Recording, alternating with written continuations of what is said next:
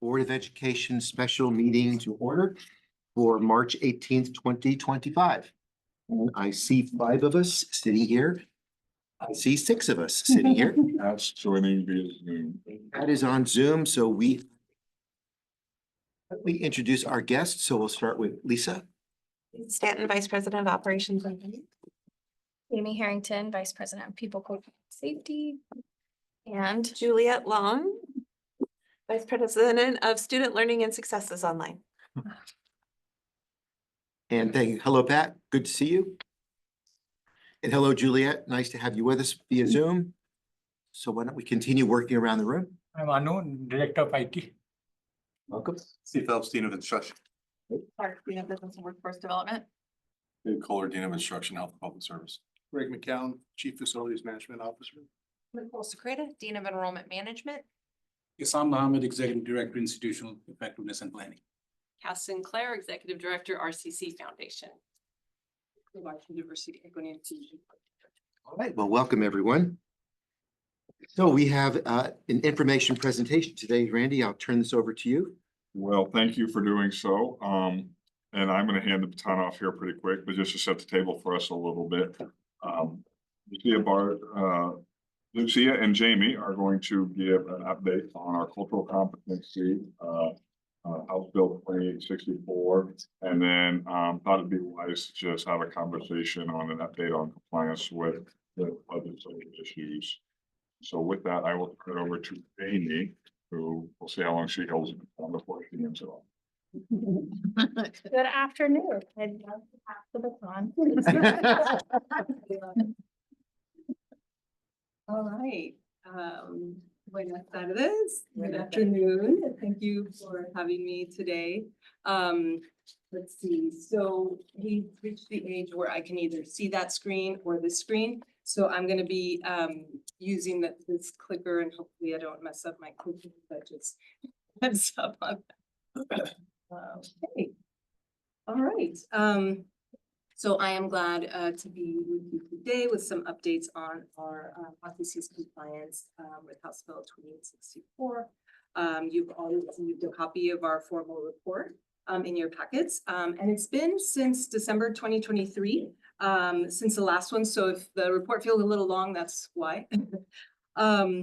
My particular area of focus has been in the news a lot lately, and I wanted to take this opportunity to just share how proud I am of the work that RCC is doing and how we're stepping up to support our students and our community during this time. I also wanted to mention another key focus of my work is Title IX compliance, and our harassment discrimination response team has spent the better part of last year implementing the Title IX regulations, which, as you know, the ordinance rescinded on January 9th. So we're working quickly to revert back to those policies and procedures, to the 2020 regulations. I mentioned that because above all, Title IX is about removing access to removing barriers to educational access. And RCC was already doing above and beyond compliance. So making those changes will not affect our commitment to our students and equitable access. Just wanted to mention that. So before we dive in, I'd like to take a brief moment to acknowledge that our campuses are located within the ancestral homelands of the Shasta Tacoma peoples who have lived here since time immemorial. As part of our relationship with Southern Oregon University, we've adopted a home acknowledgement to people who were here first, as well as their descendants who contribute to the cultural richness of our community and our campuses, including RCC students. This is an invitation for us all to learn more about the history of our local tribes and Native American history. So in 2017, the state of Oregon passed House Bill 2864, requiring institutions of higher education to report on the processes established around cultural competency standards for employees and for the institution. So when we say culture, what are we talking about? So as we can see here, these are just a few examples of the different ways that it shows up in our society. simply put, it reiterates a set of attitudes, values, social norms, and practices that characterize an institution or organization. As defined by the House bill, it's an understanding of how institutions and individuals can respond respectfully and effectively to people's and all cultures in a manner that affirms and values their work, preserves their dignity. So RCC has chosen diversity, equity, and inclusion among its institutional core values, with wildly important goals rooted in equitable access to education. At the district level, the college has made a commitment to living up to those values through our board policy 71.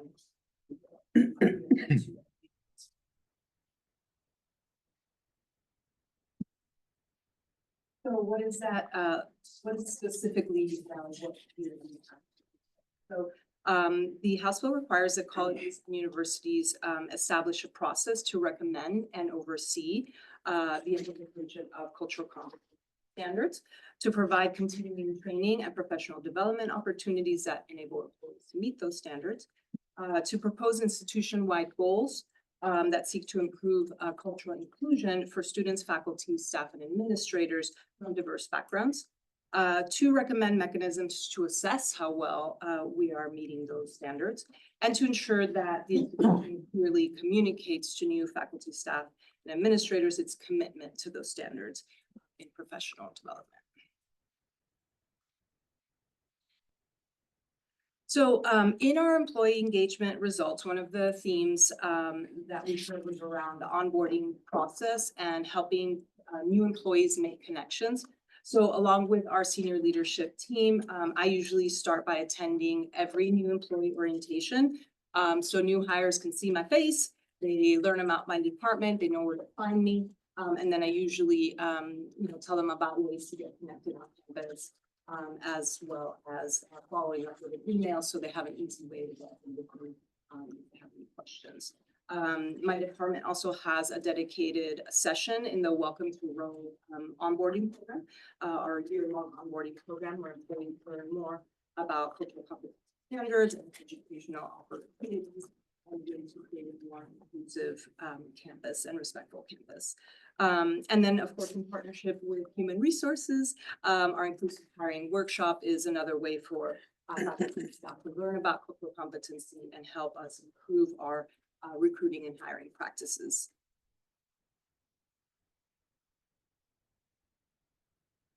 So one of the items brought forward for your consideration in today's general session is the revised board policy 7160 professional development. So last spring, as part of an institutional initiative to expand and prioritize professional development and educational opportunities for faculty, staff, and administrators, I joined the newly formed Professional Development Council, along with representatives from different areas of the college, some of which are in. And the related administrative procedure was also updated to expand and clarify our offerings, our funding sources, and our roles within the council. One of the duties of the council is to plan and coordinate our spring in-service, among other events. And I'm really so proud of the work that we did to offer some really timely, thoughtful, and engaging sessions for our employees. We set a pretty high bar, and I'm excited to see what else we accomplish in the coming year.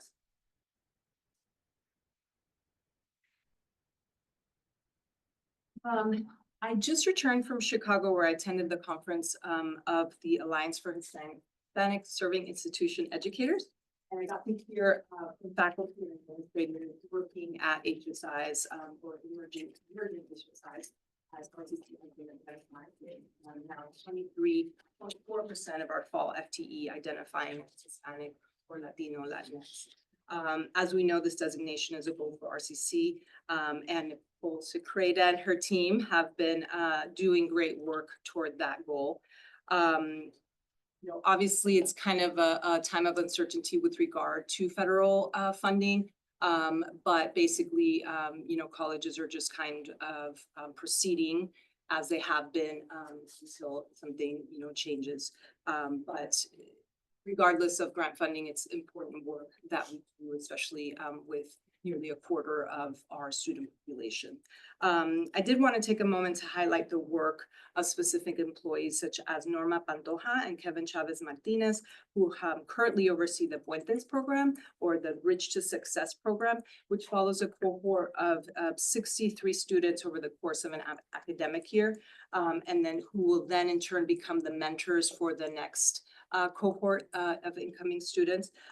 They are already getting so much great data and feedback from that cohort that will help increase retention.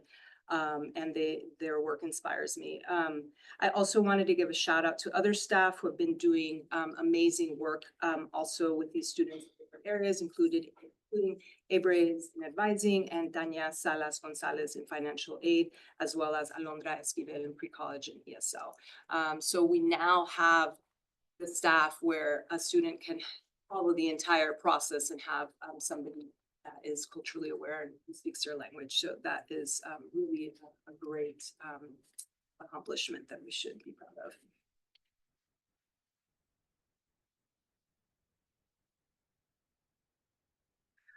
So as part of my work, I also represent RCC in various state organizations, as obviously OCCA being a big one, as well as a Higher Education Coordinating Commission, and different affinity groups throughout the colleges. So of the schools that you see here, of the OCCA schools, 4 are HSIs, Blue Mountain, Chemeketa, Columbia Gorge, Treasure Valley. So they have helped us a lot when we've had questions regarding, how to help our students. OCCA has been really instrumental during this time when there's been uncertainty and just kind of helping us with resources. And so it's been really a great time to have these valuable collaborative relationships for the benefit of our students.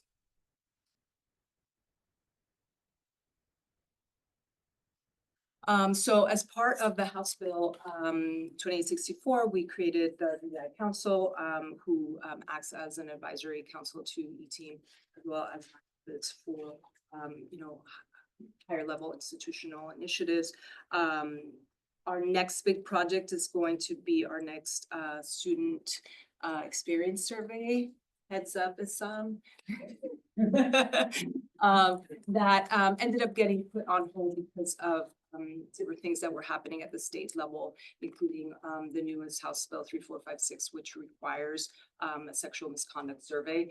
And as we know, we don't want to survey our students too often. So we were kind of strategizing around that. But now we have a more firm idea of when we'll get that actual survey. So we are ready to start planning towards that next student engagement survey. The other thing I wanted to mention that came through the DEI Council, but actually originated with Student Success and the Access and Disability Office, was the recent administrative policy around academic adjustments for limited English proficiency. So this is, an example of something that is really, really helpful for our students that, just kind of came from different areas, but, we worked together to look at it and that we were thinking of all the sort of equity implications.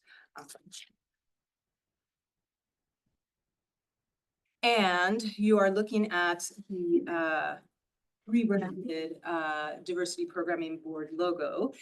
So you may remember our previous logo had a world with hands, but shout out to Kelly in marketing. We were off brand. So now we have our new awesome DPD Nazi.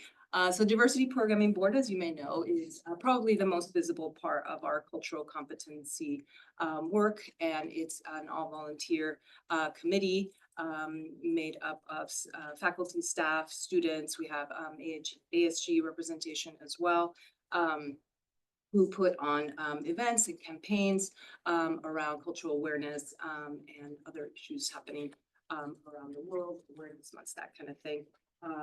And so super proud of the work we've done over the past year. This is I wanted to share a couple of notes on feedback because we don't always see this, but the overwhelming response, with regard to our content, is positive. This particular quote is from a student who attended, we did a field trip to the, Native American Student Union powwow that is like in its 30th year at Southern Oregon University. And so we brought a group of students from RCC, and this one student was visually impaired and was able to go. But the really interesting story is that he is a drummer. And had never been to a powwow before, so the drumming part was really impactful for him, and just really kept saying like what a special thing it was that he was able to attend. So that really meant a lot to us. And that was a partnership we did with Trio on that event.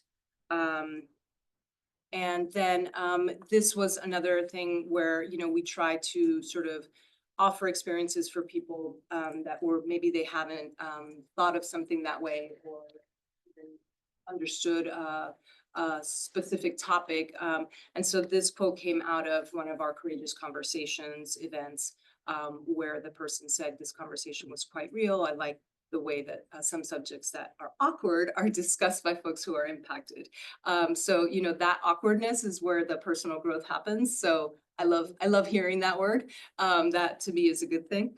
And then this is just an example of, in addition to all of our events and campaigns, we also have an online educational resource on our website where anyone can go and look for resources on many different kind of topics. So sometimes, as part of the performance evaluations, our employees are encouraged to look for opportunities for cultural competency. And so we encourage them to engage in many different ways, because not everybody can go to events in person. And so, and then lastly, I just wanted to highlight the work that we did over the past year around civic engagement and civil discourse.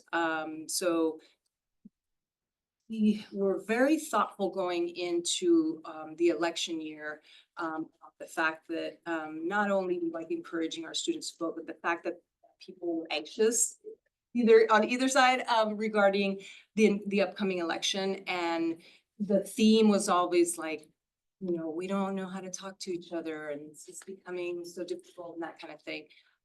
And so, in all different areas of the college, we sort of, were quietly crushing it doing this work. And so I wanted to take a moment to just highlight all the different things from policy updates to, we did a respect campaign with posters around the college. We did a common read of this book, which is all about communicating across differences, Zoom events. We did breakout sessions at fall kickoff, a kindness campaign. There were also multiple campus forums from student success and student engagement, risk management.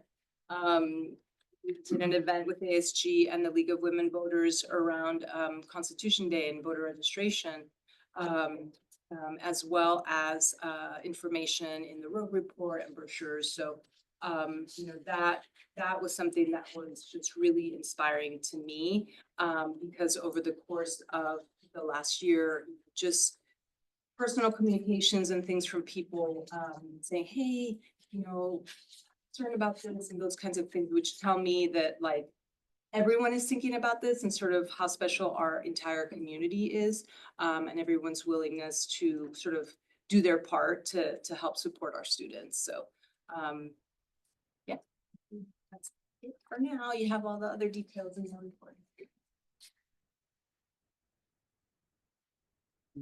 Questions? Lucia, good job. I always appreciate just being reminded of all the many, that's not all, of many of the wonderful things that we do to increase our student and employee experience. All right, so Roger. You mentioned the fact that you're kind of proceeding along the way you have been for the last couple of years. Obviously, there's some disruption coming from back east.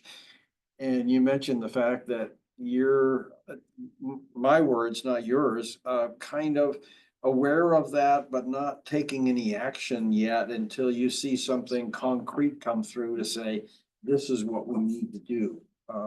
Is there anything to indicate that that's actually coming down the road, or is this all noise? Well, first of all, like, I really wish I had gotten a JD at this point, because I've read technical analysis and I ever thought. But you know, it's kind of an awareness, right? Staying informed about what's happening, but also trusting that our, you know, state agencies and organizations that support the college are also providing guidance, and what are those agencies saying, that kind of thing. And so, you know, I look to our leadership and our state leadership as well, because it is one of those things where it really depends on what state you're in. For example, I was just in Salt Lake for a different training, and there they had passed a law that was sort of very limiting, similar to what's happening as the regulatory level. And so what they were doing was different than what we would do, but it's also, we can also learn from other states that have gone through it. So it's really hard to predict what's gonna happen, but it seems like a lot of what's coming has to do more with creative funding.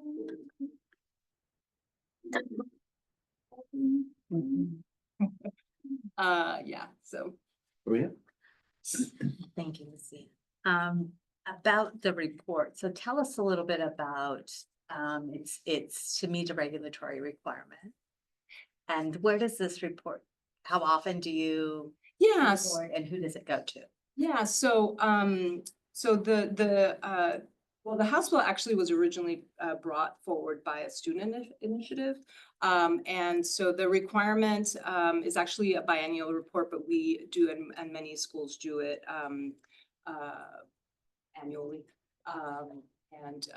So that is something that is kept by OCCA, as far as, like, you know, we do our report and then it just got sort of, you know, kept on file to ensure our compliance. And does OCCA then report back to the legislature in any?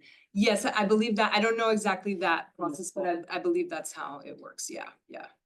It's a uniform report template that OCCA provided to us when the House bill originally came, that we're all using so that they can have comparative information. I had a question, in the report, what would what is the percentage for a college to reach that standard of HSA or HSI? Yeah, so it's 25%, and there's like a really complicated calculation, but based on our October fall term enrollment.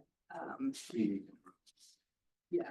We're very, very close to that number, and it's possible with increased enrollment that we actually may hit that. Is Yes. there any other benefit the college could then assume for having reached that threshold? Say your federal funding. Yeah, so that that designation would allow RCC to apply for Title III grants, some other grants, to be able to do different initiatives, and so that is you know, something that appears at the moment not to be affected. Yeah, so unlock some. But Gary, may I? Yes. Expert. So we're getting close in numbers, and in our fall numbers, we were at a 24%. I don't know if this was spring or winter, it was a 22% in our head count. And our events for our Latinx students, I will say, if you didn't see 80 students there, we thought we were gonna have 20 today. And we had 80 today, we had 80 Hispanic students on Saturday, and an Aussie Fast majority of Latinx students. So our numbers and enrollment do appear to be growing as we're running these events. When you hit that benchmark of the 25% for a fall term, you have to still wait to apply. So because it's when the state calculates that, so even if we had hit 25%, let's say this fall or next fall, you're still a few years out from achieving the status. You apply for the status and then you can apply for federal funding. The status can earmark you for extra types of money. So like maybe the League of Innovation might have some extra funding that we could then apply to, even if we don't have the federal status or that. So, but from that perspective of the federal, like HSI status, when we hit the numbers, we're still a number of years away from actually achieving the formal status. And I'm sure that the federal government would want to see those multiple years being sustained at that level or greater. But to me, it was really encouraging, since I think the graph showed 2016 at around 16% or so all the way through. So it's a great growth number, meaning that the outreach has been terrific. And I don't know the demographics in the county to see if we are matching, if that demographic is growing. Yes, so this is the Quicker? fastest growing segment of our population, and it's also the segment that is not expected to decline in the, I mean. If the data is pretty true regardless of term, the chart she showed earlier where it was 16% years ago and it's 22, 23-ish. Now, that's about the same amount of number of students. It's 1,200 students, you know, at that 16% and at its 23%. It's how our non-Hispanic student enrollment. So it slipped a little bit. It's rebounded, but to the point, you know, our job is to be cognizant of populations in our region, you know, what populations are growing, which populations are shrinking, and how do we respond to our ability to turn them into our future workforce. And if you just look at the numbers in our K-12 schools, we have school districts going from 15, 20, 25% Hispanic to 30, 35, 40% Hispanic. So they're coming. It's just how prepared are we going to be able to support them? Just to add to that answer, but in our district, it's about 12% Hispanic, so we are going pretty much beyond that. Beyond that. And typically what you will find in any community college is that your student population is more diverse than your human population. Right. Like that's where the students from historically underrepresented backgrounds attend. So we're gonna have a higher percentage of students with low SES than is in our community. We're gonna have a higher percentage of students from just about every historically underrepresented background is going to migrate to their community college. And that's what we've been forever, is the great equalizer, so they can step up.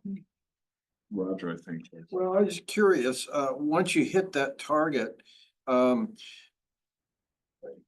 I assume you have to maintain it because, you know, you get a grant and all of a sudden, you know, it drops down to 24.5 and then do you lose all that stuff? It typically is not hard to maintain when you get there. Oh, okay. Because what you're doing is you're, as we mentioned, the schools that have hit it are because it's a growing population in their region. Okay. And so then it's like, okay, now we just continue to serve, like we're at that point now. That where schools might is if they barely are at the number and they have a program that has an over participation, let's just say a lot of them want to do welding and then we drop the welding, then we might say, oh, wow, where'd they all go? But really, I think once the school hits it, they're just gonna see it continue to creep because of it's reflective of the changing demographics of your region. How hard is it? I see periodically through all of the board reports that you're doing things to accommodate that in, you know, language facility, be able to interact with that population in their native language. Is that difficult to do? I mean, is it a real challenge? Well, I think the going team forward? could speak to that better than I do. I think a lot of it depends on what's being done. So for example, a couple of years ago, we provided stipends for staff who speak a second language that is a benefit as we support students, right? You have a Sure. skill, you bring to Right. the job, a unique skill that we recognize to serve the students that we have. And I think most of the second languages are Spanish, but they're not all.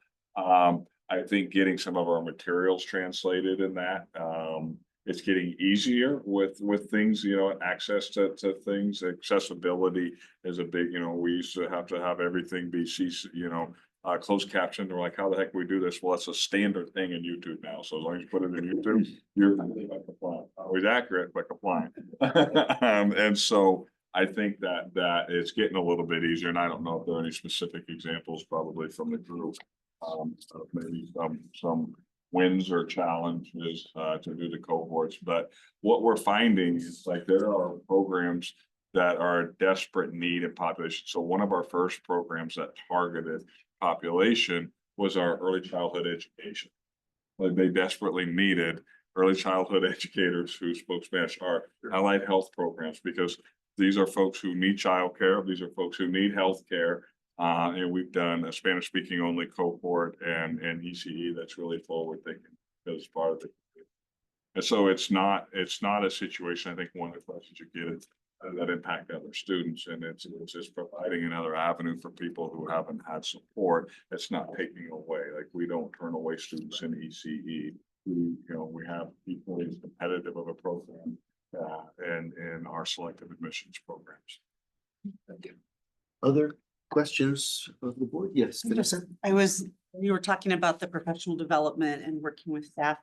Are there any, there are formal or affinity groups for staff? I've just been doing a lot of reading around loneliness and connection and belonging and I just was wondering if we have things like that for our staff members as well. Yeah, that's a really good question. Not a bunch. It's been more of a focus of our student groups. But that's the beauty, for example, of Diversity Programming Board is that that group includes, many, student, staff, faculty. So out of that sometimes come those types of connections because anyone can bring forward an event or an initiative. And so, just the other day was funny. So our next event is going to be in April and it's about disability representation in graphic novels. And in just that one room when we were talking about it, then all of a sudden everyone had realized that they had in common that they love Star Wars, and it just like geeked out and it's like, all right, I love this, but we gotta figure out what we're doing. So, that's just one very small example, but there are situations where that has come out of that. But that is a really great idea, within the staff. I would just add that one of our strategic priorities this year is employee connectedness. So I anticipate hearing ideas around affinity groups. There's something that we've explored informally throughout my 11 years at the college and have not created formal structures for, but it's interesting to consider. Any other comments or questions from the board? All right, thank you. Is it Lucia? Lucia, yeah, thank you so much for the great Thank questions. you. Yes, great presentation. We really appreciate the presentation today. So thank you, Jamie. All right. So switching gears, and Roger kind of touched on this in his earlier question. You might suspect that, our ability to and necessity to respond to this House bill is inconsistent with what we are hearing as language from the federal administration. And one of the things that, in addition to the initial charge of the Secretary of Education saying our final, I can't recall what the title of her message was, but our final project, or basically heads up, we're going to shut down the Department of Ed, was basically the message she was sending. It created a lot of alarms and sirens for folks to say, well, how does all the support that's provided through the Department of Ed continue? And so federal financial aid is administered through financial aid. And they said, well, through Department of Ed. And they said, well, financial aid won't be impacted. Well, So it'll get moved and we'll figure out what that will look like. So there's just a lot of discussion and Lucia talked on it a little bit. It is definitely being impacted differently in some states than others because some states the legislative expectations from that state align with what's happening from the federal government. So it's a little bit easier to follow that expectation. In a state like ours, and I'm gonna have Jamie talk a little bit in just a sec here about how we're digesting the information and processing it, but I'll say in a state like ours, right, we receive resources from the state through state funds. We receive resources from the federal government through federal financial aid, and there's conflicting expectations. And so with those conflicting expectations, how do we navigate it? And Jamie's gonna talk a little bit about how we are currently doing so. Absolutely. So we've talked a little indirectly so far about how the new administration has introduced potentially significant policy shifts through executive orders and agency guidance. And it affects areas like DEI, but many others that I'm happy to answer questions about. However, what we're seeing is that multiple state attorney generals are challenging guidance and asserting that it misinterprets Supreme Court precedent and doesn't change existing laws. So this goes back to Lucia's comments earlier about, it could be nice to have a JD as we navigate all of this.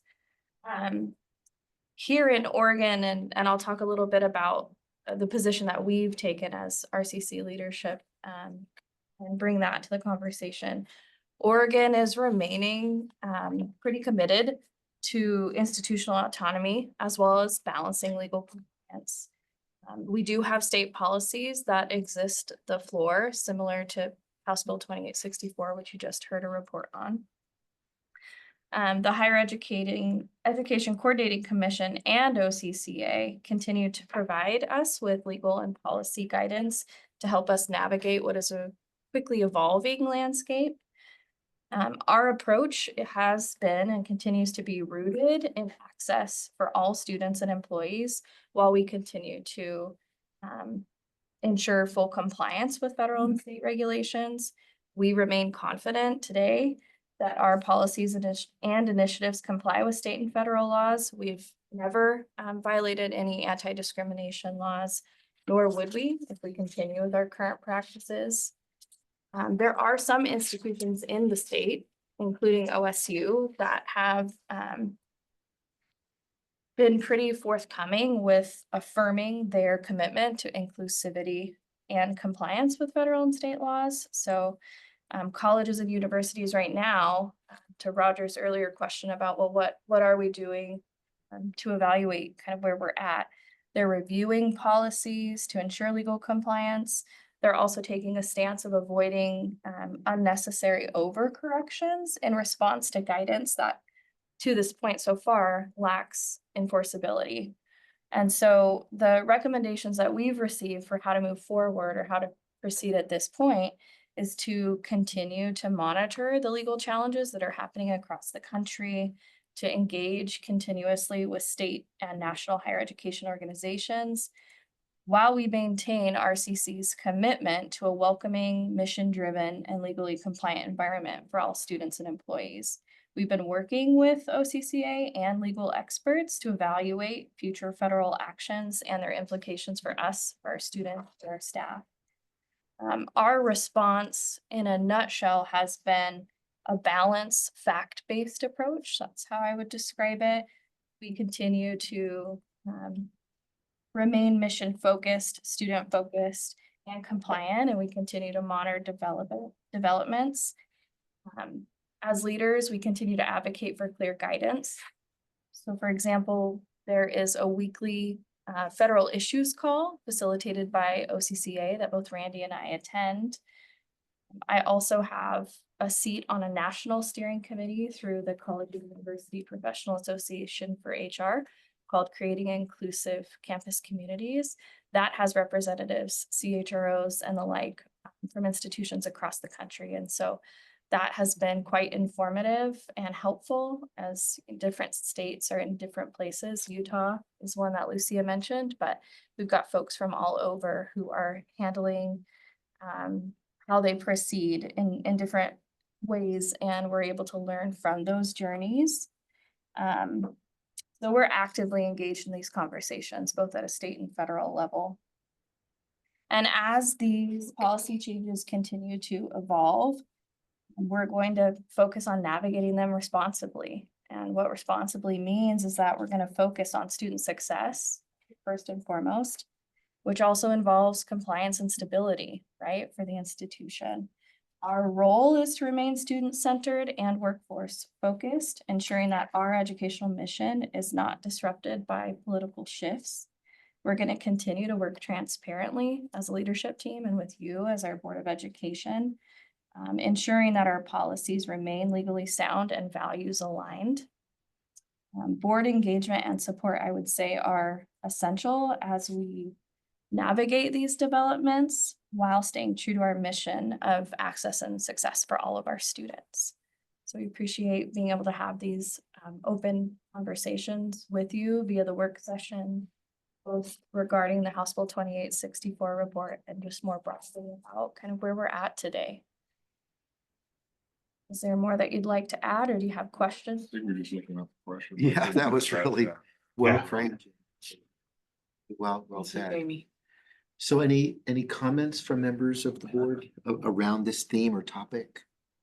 I think my only comment is, here. Well done. Mine is, I don't want to trade places with you. Yeah. I like that, access and success for all. I like that mission and that value, yeah. We accept 100% of the students who apply here. So, and if we accept them, we should be committed to their success. And so what does it take for them to be successful is what we've done for a lot of years. And I will just say on behalf of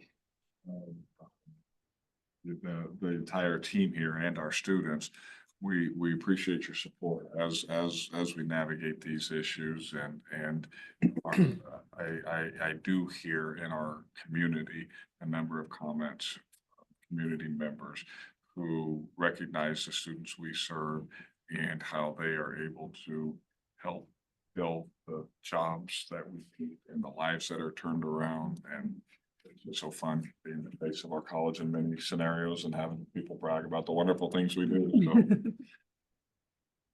just want to keep that.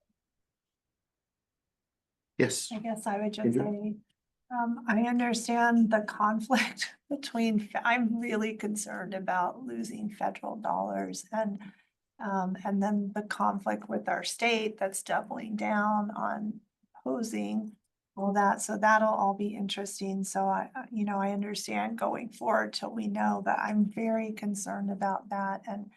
And I guess my other point is, I don't understand. Our mission is to, and I come from a place of love. I just want to say that our mission is to educate and help all students to be successful. But at the same time, when I hear some of the stuff, it's very sectional and grouping. And I think I would like to see us like all come together like affinity groups.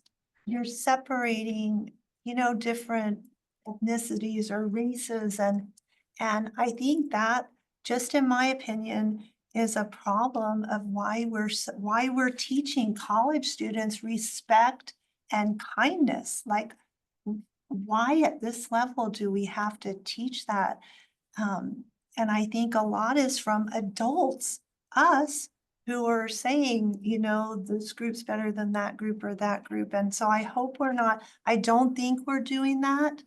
But when you read stuff, I don't know for sure if we're doing that, which makes me sad. So I just think, I just want to throw that out there. There are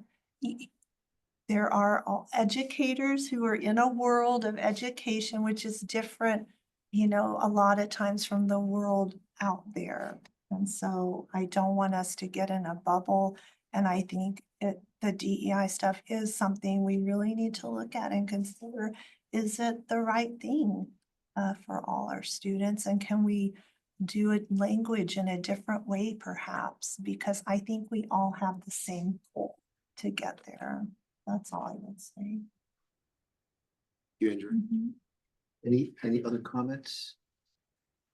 All right, well, this was time well spent because these thoughts and topics are on all of our minds. So the fact that we can bring it out in a workshop session, I think is real helpful and transparent.